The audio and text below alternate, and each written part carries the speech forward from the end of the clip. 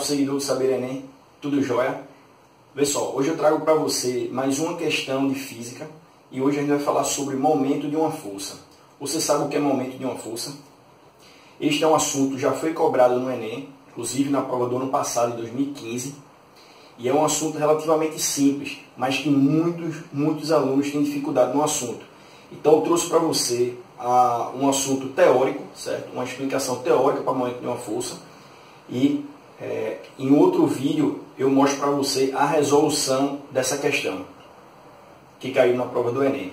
Então, na aula de hoje a gente vai ver a questão teórica. Eu vou tentar passar para você de forma mais simples possível para você entender o princípio físico por trás do assunto de momento de uma força, também chamado torque de uma força.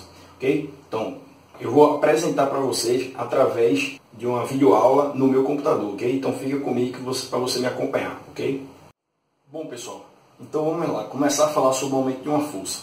Trouxe para vocês uma teoria, certo? E por que eu trouxe para você esse assunto? Simples, porque esse é um assunto que caiu na prova do Enem, certo? Então, já que caiu, a gente tem que estudar, ok? Pronto, então, não vou resolver essa questão agora, a gente vai resolver essa questão no momento posterior, mas o que eu quero que você perceba aí, que de cara, quem estudou já percebe que isso aí é um assunto de equilíbrio e momento de uma força, certo? Por quê? Simplesmente por esse fato aqui, por esse desenho aqui dessa gangorra, vamos dizer assim, né? Isso aqui, lembra o desenho de uma gangorra, que uma gangorra é um exemplo característico, prático, de questões de momento de uma força, certo? Então, o que é que vem ser o momento de uma força, certo? Para a gente começar a falar, eu preciso diferenciar o movimento de translação e o movimento de rotação.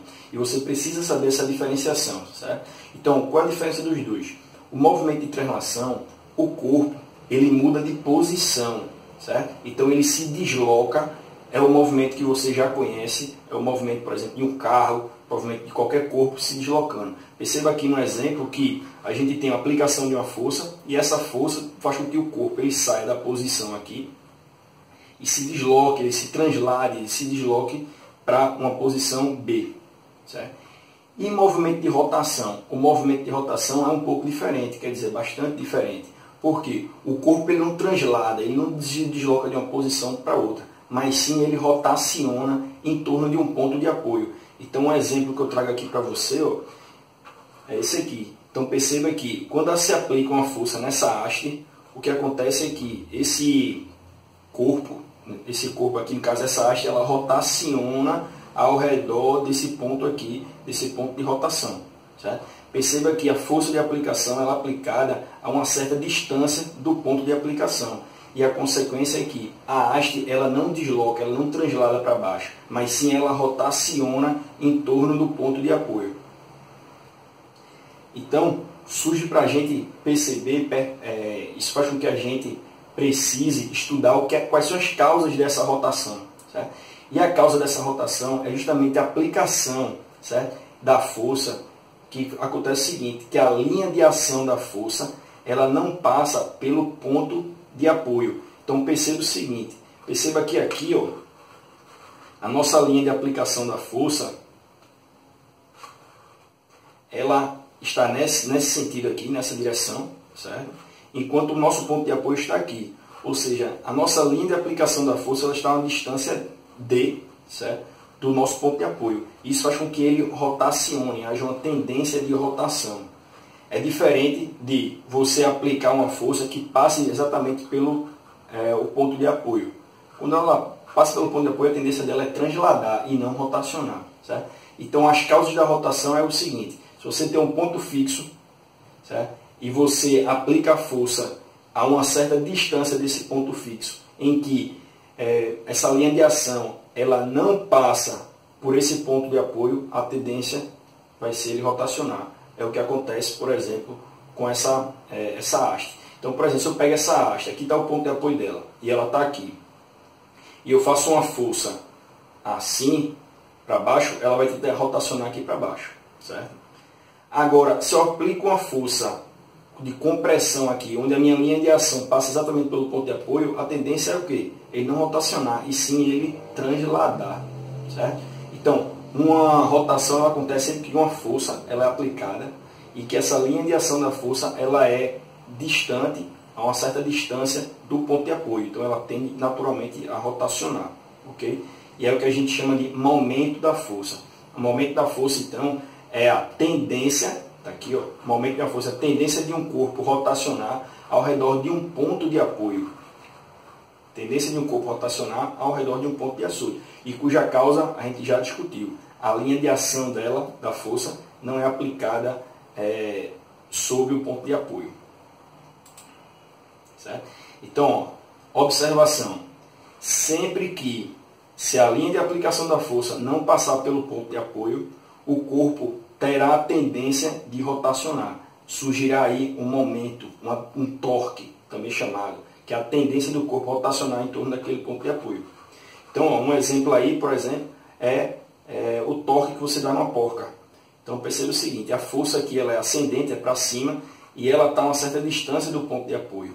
Então, a tendência é que essa ferramenta aqui rotacionar no sentido aqui, ó, né, no sentido horário.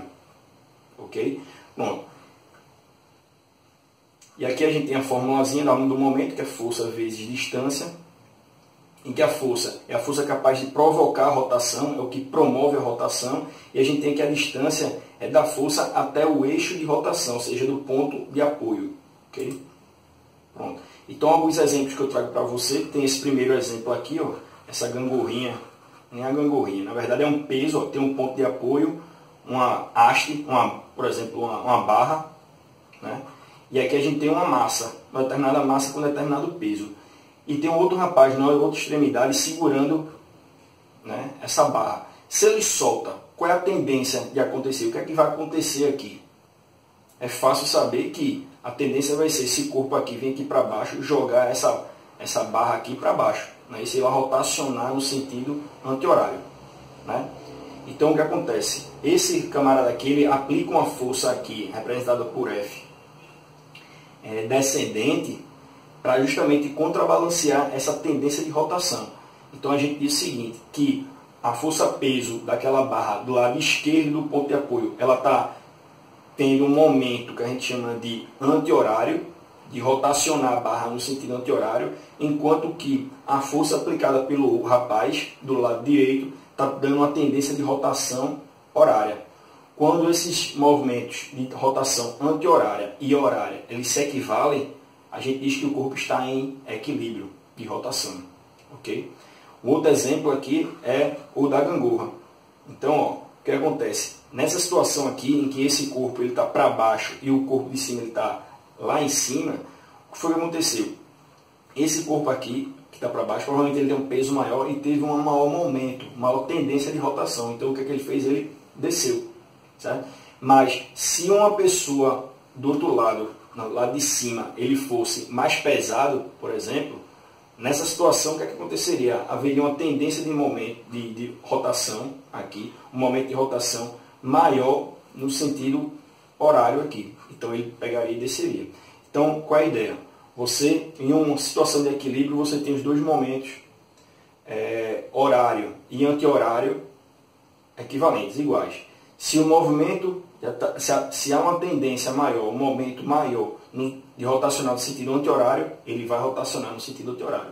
Se tiver uma tendência de rotação maior no sentido horário, ele vai rotacionar no sentido horário. Certo?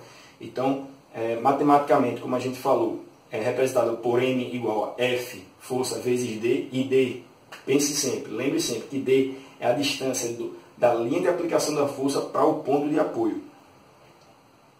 E aí a gente tem uma aplicação, por exemplo, naquele caso, a gente tem que o momento horário, certo? Que é o representado em vermelho, que é o rapaz segurando aqui, ó, a extremidade, vai ser a força F aplicada por ele vezes a distância até o ponto de apoio. Lembre-se que é sempre a distância até o ponto de apoio, que é 4 metros. Então a força, o momento dele, o momento horário, é M igual a F vezes 4. Por outro lado, a gente tem um momento anti-horário, que é qual? É causada por esse peso aqui do lado esquerdo. O momento anti-horário vai ser a força, que no caso aí é o peso dele, do bloco, vezes a distância D. Qual é a distância? Da ação da força até o ponto de apoio. Que o ponto de apoio aqui, no caso, ele está a uma distância de 0,4 metros. 0,4 metros. Então, com isso, o momento anti-horário vai ser P vezes 0,4. Então, numa situação de equilíbrio de rotação, os dois momentos vão se equivaler. Certo? Então, são iguais. O momento horário é igual ao momento anti-horário. E aí você garante uma situação de equilíbrio. Vai ficar F vezes 4 igual a P vezes 0,4. Aí, no caso, a gente tem duas incógnitas. No caso, o P e o peso, a gente poderia, se no caso da questão, ele tivesse fornecido a massa para a gente, o que aconteceria? A gente poderia substituir a massa, multiplicar por 10 para se tornar, para a gente ter o peso, e aí ficaria força vezes 4 igual ao peso, que é massa dele fornecida vezes 10 vezes 0,4, e a gente conseguiria encontrar a força aplicada por esse camarada na extremidade oposta para contrabalancear esse peso aí. Certo? E se houver um desequilíbrio de rotação, ou seja, a tendência, o corpo efetivamente ele rotacionar, é porque ou o momento horário e o momento anti-horário eles são diferentes. Então, aquele que tiver maior momento vai rotacionar, vai ter prevalência. Certo? Pronto, então eu vou responder em um outro vídeo, que eu vou aqui logo no final do vídeo, eu vou deixar disponível para você a resolução dessa questão. Então, acompanhe a gente no próximo vídeo, basta clicar aí na parte indicada, logo depois aí no final do nosso vídeo, que para você assistir a resolução dessa questão que caiu na prova do Enem em 2015, ok? Bom, eu espero que você tenha gostado dessa aula. Inscreva-se no nosso canal do YouTube e não esqueça de deixar os seus comentários também. Deixe seus comentários, suas dúvidas e assista ao próximo vídeo, ok? Então, grande abraço e até a próxima.